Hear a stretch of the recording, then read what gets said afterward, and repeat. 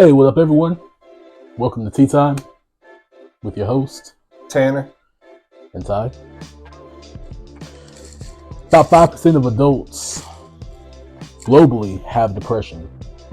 The number is likely to be even higher, as not everyone with depression has an official diagnosis. Tanner, how hard is it for you to ask for help? It took me, I would say, I went in at maybe 20, started having depressive, symptoms. Mm-hmm. And it took me till just recently to start telling the truth. What do you mean by telling the truth? Telling the truth. All right. So I went in about 20 and I got prescribed some, anxiety and depression medicine. But I wouldn't, I would tell the doctor my symptoms were like mild. Right. When in reality they were, pretty bad. Mm-hmm. And then went on for 10 years, just telling everybody I was okay, hiding it, putting a smile on my face, just getting through the day. And then I would say maybe last year I went back and I was like, I can't put on this smile anymore. Mm-hmm. I really need to start telling the truth. Started telling the truth, got prescribed some stronger medicine, and also was diagnosed with bipolar 1 disorder. And I'd read that many people with bipolar disorder get misdiagnosed with anxiety and depression. So now that I'm on it, I'm pretty good. This past couple of months was kind of hard. Grandma, she wound up dying in April, and then found a chick that I thought I was in love or whatever. That didn't go well. Very suicidal and depressed at that time. Picked up my drinking every day, like I said. Started at 9 o'clock in the morning, drank at 11, and all the breaks, just stayed drunk all day, every day. And then one day I just started crying, and I prayed, and I was like, Lord, just take all the depression, anxiety, and all this, and I just need some help. And since I've done that, started going back to church more, praying a whole lot more. I pray for all my friends and family and people I care about every day, and I haven't had any depression, and my anxiety is pretty much gone now. Nice. How hard was it for you to actually seek help? What was your breaking point? I guess thinking about suicide every day. Wanting to die, and then I'd be like, thinking about family members and stuff like that, how they would feel. And I was thinking that, if I kill myself, then how selfish it was. Because God put us on this earth for a reason, and I was like, I need some help.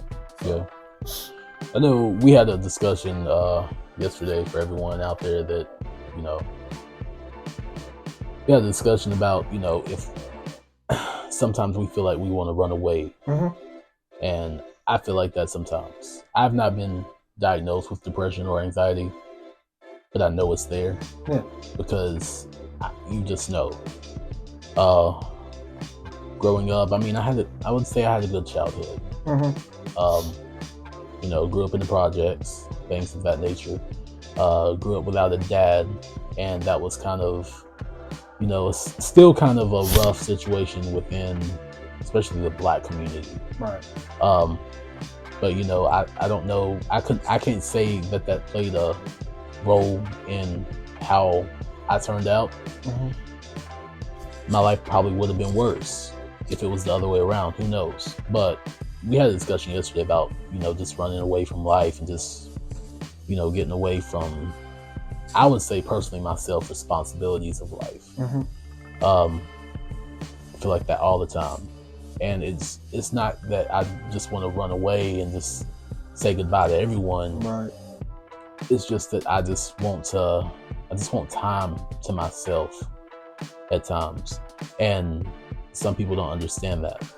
Like me and my mother and sister, we were talking one day because recently, I don't know if you knew, but apparently there was this guy that came up missing here in Morganton. But he was from here. He went somewhere and he was missing, and apparently he had things going on in his life. Mm-hmm. But he was found safely. But me and my mom and sister was talking about it. My mom was saying, if y'all have anything going on and you feel depressed mm-hmm. or you have anxiety, talk to someone. Come to someone. It's very hard for me to do. Oh, yeah? It's very hard because I don't want to burden anyone with my situation. I would rather work on it myself, even mm-hmm. though that's unhealthy. I'd rather work on it myself than to actually burden someone with a situation that they know nothing about. Because at the end of the day, as we were discussing, my mom was like, well, take it to God. Right. That's something I don't want to hear at the time. Mm-hmm. Because of the fact that I've already taken it to God. Me and God discussed it because we have this relationship where we discuss, I talk to him about everything. Mm-hmm. He's not a magic genie or anything like that, but he is my God. But I want to, talk to him, like me and you would talk. Like, I'm like, all right, God, come on, bro. Like, what's going on? Yeah. But that's not something you want to hear, especially if you're dealing with, if you're in a depressive state of mind. Like, you don't want to hear someone say, take it to God. That's nothing but the devil. Mm-hmm. Things like that. And I tried to explain that to my mom. I grew up a Christian. I'm still a Christian. I'm a firm believer of Jesus Christ. However, I do sin daily. Yeah. Not perfect. But, I was telling her, I'm like, sometimes people don't want to hear that. Sometimes that may be a breaking point for them because that's something deep within them, especially in the Black community. It's like, we don't talk about things of depression or anxiety because of the fact that it's quote unquote the devil. We just don't talk about it. Mm-hmm. It's like an unspoken, what do they call it? Is it a taboo or whatever? Something like that. Yeah. But I would think that I would think that it's different in the, I want to say white, is it the white community? I mean, we could, or the Caucasian community. Yeah, white. If it's different in the white community than it is the Black community. Well, I mean, I always had my grandma to talk to because she was very wise. Mm-hmm. And then my aunt, because she had depression and anxiety, both of them did. So I could always go to them and kind of like talk about it, let out a good cry, hug, and all that. But other family members, it was kind of hard for them to understand because they haven't really dealt with it. Mm-hmm. So it was always, kind of like, for a while, it was like, man up, stuff like that. And I think that's probably why it took so long to finally seek out help and then, like actually tell my doctor what's really going on. Yeah. It's wild because you mentioned about man up. Mm-hmm. There was this video that you sent me yesterday and I watched it. And this guy, he had, I think it was a nonprofit organization. It was Man Up, Man Down. And when people say that, it's really a trigger for me. Like, because first of all, the community I'm in, as well as, you know, my race, it's like, man up. Like, what do you mean by man up? Like, I'm trying my best to actually overcome things that people don't know, like unspoken battles that people don't see on the daily. Because all you see is a smile sometimes. Right. And then sometimes if I'm actually happy, I may not smile, and then people will look at me and be like, what's wrong with you? Are you okay? And this happened recently to me. My boss actually asked me if I was okay. I'm like, no, I'm having the best day of my life. I just have RBF, resting bitch face. But it, you know, that man up is just a trigger for me. Right. Like, I'm supposed to be a man at all times. Yes, obviously, I'm a whole man. I don't look like a female. I don't have female tendency. I mean, sometimes if I play around, but you know, I'm a whole 100% man. Right. So, what you mean, man up? Like, I don't know. It just triggers me in a way. I think that's why so many men keep it to themselves. Yeah. It's because everybody's saying, you know, man up, quit crying. Yeah, men ain't supposed to cry. Yeah, like, I mean, that's how I thought, you know, for a while. Yeah, I mean, I did too. And that's why I usually had you know, I just didn't want to open myself up to people. No. And that's what happens whenever, especially in relationships, like, I shut down, like I build my walls up and I don't let no one in. And that's the reason why I tend to be single after 3 months of relationship, because I don't want to gain, you know, emotional things. And I mean, it's hard to be in a relationship with someone when you're depressed, you know? Yeah. You sometimes just want to sleep all day or don't want to do anything. And then, you know, I would assume that the other person in the relationship's like, oh, you know, why don't they want to go hang out with me anymore? Do they love me still? Right.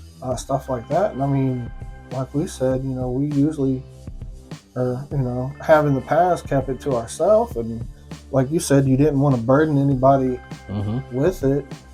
And I mean, it just makes it harder.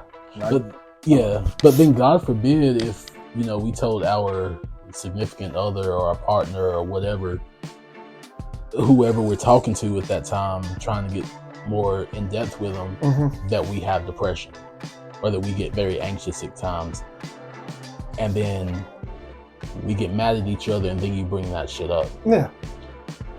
Like, bro, like I had a ex-girlfriend before, and I opened up about my dad and how much of a jerk he was, and one day she got mad at me and was like, "You're just like your dad." She's never met my dad. Right. But she knew it was a trigger for me. So I'm like, why would you say that? Right. And it's I mean, like, people like that, I mean, kind of just gotta let them go. I mean, it's hard. It is so. Excuse me. It's hard sometimes. But I got this wrote down. It was percentage of U.S. men with major depressive episodes, and this was as of 2021. It said 18 to 20-year-olds. It was 11.7%. 21 to 25 was 13.2%. And then it kind of went down from like 26 to 29, I guess. Yeah. I'd say people, I guess, getting in relationships, having children. So, I mean, it went down. It was 9.6. And then 30 to 34, it was 8.3%. Then 35 to 39, 7.5%. And then 40 to 44, 5.5. And then it kind of spiked from 45 to 49. Yeah. Or a little bit. I mean, it went up like 6.7.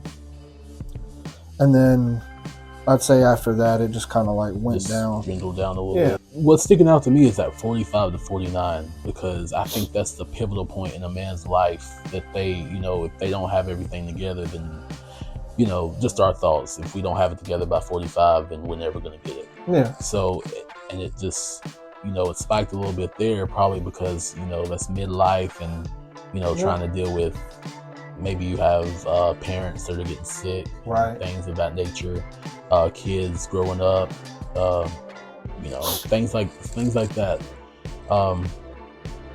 Like the 21 to 25, you know, that's the pivotal point of your life that you're actually getting to know who you are. Right. At a young adult age. So I can see why that would be a higher percent. Here's one thing. That one's pretty good. Yeah, the lifetime and current depression rates with diagnosed with depression in a lifetime. Men was 5.7. Well, in 2007 it was 14.7% for men, and then 26.2% for women. And then 2023 it shot up to 20.4 and 36.7 for women, which, you know, compared to both those years, it's a 5.7 point change with men and a 10.5 change for women. So that's pretty much like half and half. I wonder why women have so much, because that's a lot, 36.7% in 2023. I wonder why they have so much depression going on. I don't know. I haven't really talked to any women with depression. I've never really, that's a fact, because I've never really known a woman with depression. Yeah. Now I had a best friend like in high school, like she was battling depression, but it was like one of the silent killers. Like we never knew until after the fact that she wanted to harm herself. Like I said, I knew my grandma had it and my aunt had it. But I mean, it's not like I would say we talk more about my depression than theirs, and I think my grandma's like anxiety and depression was probably just due to the cancer, and stuff like that. I mean, I guess she knew she was going to heaven, and I mean, but I guess more, I would say, of her worrying about us, like the grandkids, you know, mom and my aunt, and wanting us to be strong in faith. Yeah. But I just remember her having some depressive episodes, and I think it was just, you know, cancer. Yeah, I wonder if, you know, women probably have like a women's circle, and they talk about all this stuff like depression and whatnot. However, men, on the other hand, maybe we need to start something. I was honestly thinking about that whenever, you know, we were talking about doing this episode. I was wanting to maybe once a month or something, try to rent out a place at the rec or something. Oh yeah, that'd be dope. And then just have like, you know, a get together and men talk about, you know, what they're going through, and just try to help some people out. Because I mean, it's hard, you know, to talk about. And I mean, like we said, when you try to talk to people that haven't experienced what we experienced, it's difficult. Yeah. Yeah, and that'll help people that actually deal with it but can't talk to no one about it. Like they don't have anyone to talk to. So anyone out there on Spotify, below there should be a Q&A box or something. We'll put a question if, you know, would you join in on a men's retreat? Not even a retreat, just a men's meeting of the minds, so to say. with how to deal with depression and how we work through it. Well, we could set up like a little thing where they could, you know, write to us and try to get back to them, and then or something like that, you know. Yeah. Or hit us up on the link tree that we have. We have a link tree, by the way. It's like all of our accounts in one. Okay. Yeah. Just link in bio. Yeah, you know more stuff about that than I do. I'm kind of like the old person, even though you're older than me. Oh, yeah. You're more tech savvy, I guess, because you've done this before. It's just like, because I have OnlyFans. Nah. Yeah, there's a lot, man. There's a lot, and goes deep in depth. Like, let's say race, like in 2000, what was it, 17? Yeah, 17. Black adults, 20.1%. Hispanic adults, 18.4%. White adults, 22.3%. So there's a big jump with that. However, in 2023, 34.4% of Black adults, 31.3% of Hispanic adults, and then 29% of white adults deal with depression. The Black and Hispanic, I mean, they jumped up there. That was a huge jump. Yeah. That was a huge jump. Now, I could speak for the Black community. Maybe that had a lot to do with things that happened during the pandemic. Mm-hmm. A lot of things went down in the world racially. Mm-hmm.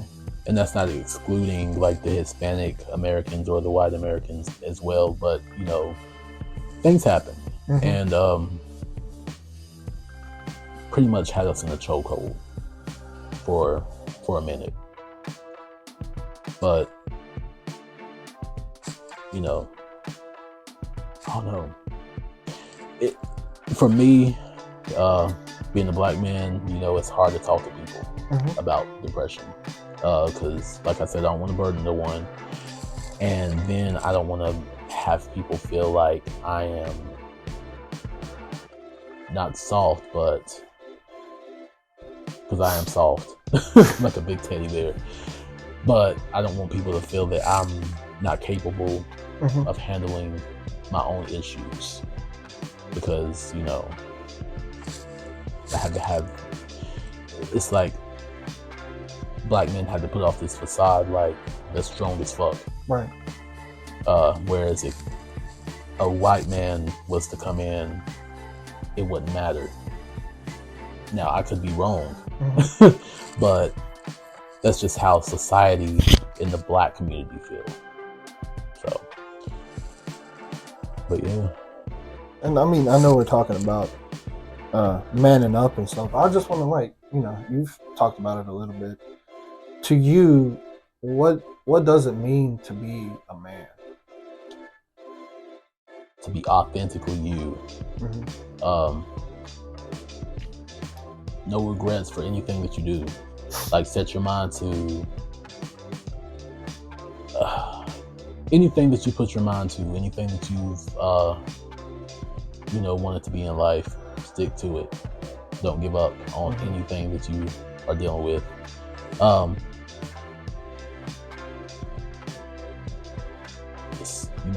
It's growth, pretty much. Like, you do some things when you're a kid, Mm-hmm. but when you're a man, you had to put childish things aside. I think that's in the Bible too. Dang, I need to read my Bible more. I mean, we all do. Yeah, I mean, I think that's something in the Bible, like, well, you know, you put childish things aside. That probably had to do with something with marriage, Mm-hmm. but I'm not sure. But, you know, when you're a boy, you play with toys, you know, you play with your Matchbox cars. Well, I mean, I'm a 30-year-old boy. We still do. I mean, it's still, I mean, that's the thing, you know. I mean, it's not really playing with them. It's just like putting them on display and then moving around every once in a while. Every once in a while, you know.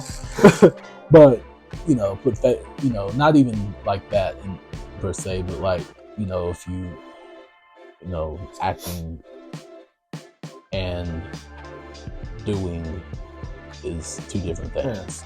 Like, you can act like a man Right. all day, but until you are living your life as if you're a man, or then that's what it is. Right.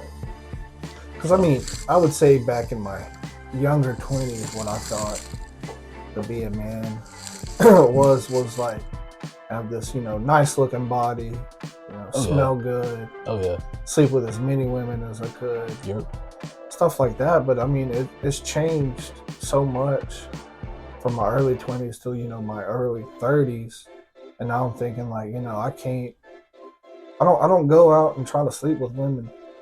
I want something with, I guess consistent. You want something permanent. Yeah. Like, I'm, getting to that age. I want children. I want a happy life. But, the man part is, I want to care for my woman, when I get one, when I have children. Work hard so they can have, a good life. And then recently, like I said, after, I prayed about the depression, and then I got, that extra boost and, religion and Christianity again. I want to have a life followed in Christ. Yeah. I want to go to church with my family and, pray about stuff and, read the Bible, because, I want them to know God too. Yeah. And I mean, that's what I feel like, for me, what a man is. Absolutely. Now. I think you hit it on the head. How is health important to you? Mental health. How is mental health important to you? Mental health? Pretty important now. Like I said, like I've got on the right medication. Mm-hmm. It's improved tremendously from, I'd say, a couple of months ago to now. Like I said, all it took was to start telling the truth, open up more. Like I said, I had the drinking problems. And then the suicidal thoughts, and wanting to die every day. And then, like I said, prayed about it, opened up about it, and I mean, I feel good. I mean, sometimes we have little slumps, but I mean, it's, I don't know, it's just yeah, it's very important. The thing is, I don't think people really understand how important mental health is until they dealt with it, like one-on-one, or when it happens to you. Right. Because usually if it happens to you, you don't even know you're in a depressive mental state. Sometimes you have to have someone from the outside to realize, hey, something's wrong. Let's get this fixed. For me, I've worked in mental health, and I've seen a lot of people that has expressed to me that they wanted to hurt themselves or harm themselves. And so with my position, I would always have to make sure that they were safe, number one, and then, just call the right folks that I needed to call in order to get them straight and them, took care of. And sometimes doing that, it makes you feel bad, because it's like you don't want them to feel like society is against them. Right. But you want to get the best for them. And they already have a name in society for it. And it's just wow to me. But there's a lot of dual diagnosis out there that no one knows about. Right. So it's wild. Oh, go ahead. Okay. Now I wrote some more stuff down that I found. This was on ADA.org. And it said, depression affects 1 in 8 men. And there's over 6 million men with depression. And it said there's also more than 3 million men in the U.S. have had or been diagnosed with a panic disorder or agoraphobia or any other phobia. Mm-hmm. And then it said 2.3 million, this is like men and women, suffer from bipolar disorder. I mean, that's pretty big. Yeah. Amount. And then it also said why males are more I guess likely to complete suicide. Mm-hmm. I mean, it's like, the stuff we were talking about, the be a man crap. And it said that men use methods that are more likely to cause death, like guns and Mm-hmm. stuff like that. And it said that they act on it more impulsively on their suicidal thoughts. And we don't show many warning signs, like we were saying, we put on this smile and act like we're happy when we're deep down hurt. Right. So I thought that was pretty interesting. Yeah, very interesting. And 1 in 8. That's And that's the thing. People don't feel like that's, a lot. But I mean, if you think, But it's a lot. Yeah, billions of people, and then you take 8 of them, 1 of them's going to have it. I mean, that's still a pretty big number. Yeah. That's the truth. And that's the fact of the matter is some people don't even know they have it. Right. And some people just deal with it in a natural way. Some people deal with it with medications, but not prescribed, just to make the pain go away. Did you get that thing I sent you? It was on African American, males and depression, and it was saying, they were more likely to get, I think it was underdiagnosed. Yes. Yeah, that was a pretty good little read right there. And the problem, here's the situation with that, and that is the truth. Mm-hmm. Black men, they will most likely get underdiagnosed because of the fact that, for me, I have a problem trusting physicians or doctors. Recently, we went to the dentist, and they did all this stuff. To get more money? Pretty much. Yeah, I mean, I understand that. Yeah. And it's the thing. Like, I went to the dentist to actually get my teeth cleaned. Mm-hmm. He said everything looked good, but let's take some X-rays. Let's do this. Let's do that. I'm gonna, forward you to this person. I gotta forward you to this person, and it's just like, I just came to get my teeth cleaned. Exactly. And I mean, you're like, bro, you make hundreds of thousands of dollars. Yeah, and I don't know if anyone else has dealt with this, but it's just the fact that, I'm a person, like, I just want to get what I need and go home. Right. That's it. I don't want to hear all this extra that I didn't even ask for. Right. So, as a black man, I feel like if I was to go into the doctor's office right now, I already know that I have hypertension. I know this. I don't take medication for it because I control it. Right. But if I go in there, oh, you have high blood pressure. Right. We're going to put you on this medication. And the medication may not react to me in a way that it would react to, let's say, you. Right. Because of the fact that we don't go to, we just, black people really just don't get checked like that. I also thought that black people were, or males were more common to get, like heart disease and kidney problems and stuff than any other race. Yeah. And I try to figure out that too. Because I'm still weary about that. Because as that could be true, because our ancestors did not measure shit. Like they would just put things into their, however, what about the white community? Like, is there any type of diagnosis that y'all possibly could have? That have you heard of anything that y'all could have? Have you heard about like the leading causes of heart disease or high blood pressure or diabetes for white people?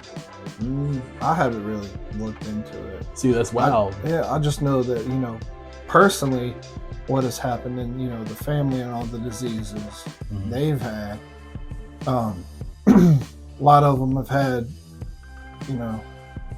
heart problems. Grandpa, he's had a couple of strokes, heart attacks, whichever one. And then he's had heart surgery. He's got a pacemaker. And, his brothers and all of them used to, smoke and stuff and then chew tobacco, which I need to quit. And then, yeah, I know. It's hard, but I mean, I'm getting there. Nah, I mean, I'm not knocking it, I get you. It's a hard habit to break. And then, alcoholism ran in the family. I got that, but I got it, taken care of now. Let's see. And then cancer was a big one too. So. Yeah, that's the thing, man. Because when I went to I don't think I've talked to anyone about this. But when I went to the dentist, that's what scares me is cancer. And we'll get back to the demographics. But when I went to the dentist, they tried to refer me to someone like a ears, nose, throat doctor. They were like, "Oh, it looks benign," and I was like, "The fuck you mean it looks benign? Yeah. What are you talking about? Like you just took this?" They were like, "I just see something right there. Does it hurt?" I'm like, "No." Yeah. And they said, "Oh, it could be this or this, so it would be benign." And I looked it up. And anytime you look up something on Google, cancer, you're gonna die in 3 days. Like, why? I itch cancer. So I'm like, let me cancel my appointment. But it's just the fact that they sent me a bill for $200. I'm not paying that shit. Yeah. But back to the demographics. Like you said, with heart problems, pacemakers. Why does the community, like the white community, not talk about it? Like you don't see it on TV. Right. Now you see these beautiful commercials. Yeah. Like with people, with people running through patches of like fields of purple flowers and shit. Get on this medication so that you can feel better about who you really are. I don't mean, it's usually white people. Yeah, that's what I'm saying. But you don't see a black person, and it's like, I mean, I guess it has to do with the thing you were talking about. Yeah, like keeping it, black community keeping it, inside and holding on and stuff like that. Because maybe that's why they're not. So I remember the commercial where the man was like, "If you have diabetes and on Medicare, everyone." Knows that commercial. They know, But here's the question to you. Do you think that the white community get different healthcare perks than the black community would? Like, for instance, if I was to go into the same physician you go to, do you think I would get the same amount of care that you would get? I mean, that's a hard one. Or what's your opinion on that? Opinion? Yeah. Honestly, I don't know. I would say, I don't know. I guess it's just because I don't, know that much about, black community. Right. So that way, I mean, I don't want to, compare apples to oranges and stuff, Right. So, I mean, maybe if I knew more about it, read up on it, or, you shared some more stuff with me, I could, make that decision. But I get that. And I really don't even know the answer. Because, some people I talk to, or some black people I talk to, especially the older generation, back then, I guess they're still set in their ways, and they're thinking, hey, I won't get the same treatment True. if I was to go to the hospital and get, you know, for some kind of sickness I had Right. that their counterparts had. I wouldn't get the same treatment. I mean, because of what they've been through right. a long time ago. I mean, I'm sure it's true in some places, but I mean, in Morganton, I don't I know. don't know. I mean, I only go to one doctor, Table Rock, Yeah, but I need to go. I really do need to. it's a pretty good place. I'm just scared, man. Yeah. I'm just scared to go to the doctor. That's why I'm trying to get and word of advice: if you do go to the doctor, fast before you go. Whether that'll be a week, because your blood work will come back great if you do fast. So don't ask me why. A nurse told me that. Oh, really? But yeah, I do need to get into the doctor to check up. Yeah, that's always good to check on. I mean, I know when I was, had the anxiety and stuff, it was always kind of scary to go to the doctor. But I was like, oh man, what if I have this, and this? Yeah. But I mean, it goes back to now, like I said, having more faith in God now. I'm like, okay, well, if I do go to the doctor and they say you got cancer, I mean, now I have a excuse me, strong belief. I know where I'm going, Yeah. when I die. So I mean, it stuff like that doesn't really worry me as much anymore. Yeah. We were talking about this the other day. It's like when I get tested, because of the community I'm in, I have to get tested. It's like anytime I go, I get nervous as fuck. Right. And I don't know why. It's like, not that I do anything. Right. Because who the fuck? Right. But, I mean, even though I go, I still get nervous as hell. And then the nurse was like, oh yeah, I'm a nervous Nancy too sometimes. I'm like, who said I was nervous? Yeah. But yeah, I guess it's just a reaction that I have. Yeah, I think it's just like, what you're going for to get tested. Yeah. And even though you are safe and all that, I mean, sometimes I would think, oh man, there's a slight chance, Yeah. But And sometimes, sometimes we play safe, and never mind, we're not gonna get into that. That's another podcast. But yeah, I mean, that's how I feel, and I get very anxious when I do things like that. Hell, sometimes I get anxious when I go into Walmart because of the fact I hate Walmart. I don't like going in there because if I see 3 people, I know I'm gonna dip. yeah, It's just I go in and get my stuff, and me too. I'm ready to go, bro. But then if I go with my mom, she's like, because she gets in the little buggy and she starts rolling around. She's like, oh, I need this too. I need this. Oh, I need this. Oh, hey girl, how you doing? I'm like, damn it. 30 minutes. And then they're like, oh, well, who is this? I ain't seen you since you was Yeah, I remember you when you were a little kid. I'm like, man, get out of my face. But then I'm respectful. I'm like, well, they don't be pitching my cheeks. Don't touch my face. Don't touch my hair. Don't talk about my dimples, even though they do. You got pretty dimples. Look at those dimples. I'm like, yeah. I turn into a little kid. I'm like, but yeah, I just get anxious when I go into Walmart and the mall sometimes because I see a lot of like little kids and teenagers in there. I'm like, damn. Like where your parents at? Yeah, like I didn't even get to walk in the mall by myself. Nah, when I was a kid, it was like furthest I could go by myself was like down the road to somebody's house. Yeah, because we lived in a cul-de-sac. Like we used to live in a, everyone knew each other. Yeah. So be your ass back in the house at 5:00. If not, mom's gonna be riding around the neighborhood, and once she finds you, that's just it. But no, I never went. Like my parents never dropped me off at the mall. Like we used to go uptown on Friday nights. You going uptown? I'm like, I was like one of the geeky kids in high school. Yeah, I might go uptown. And then they're like, I didn't see you up there. I'm like, oh well, had things to do. Because I got a job, so I was always up there on Friday nights, and I was like, they were like, "You going uptown?" Yeah, bro, I'm going uptown, man. They see me at the box office at Marquee. I'm like, "Hey, what can I get you?" Speaking of that, I just remembered it was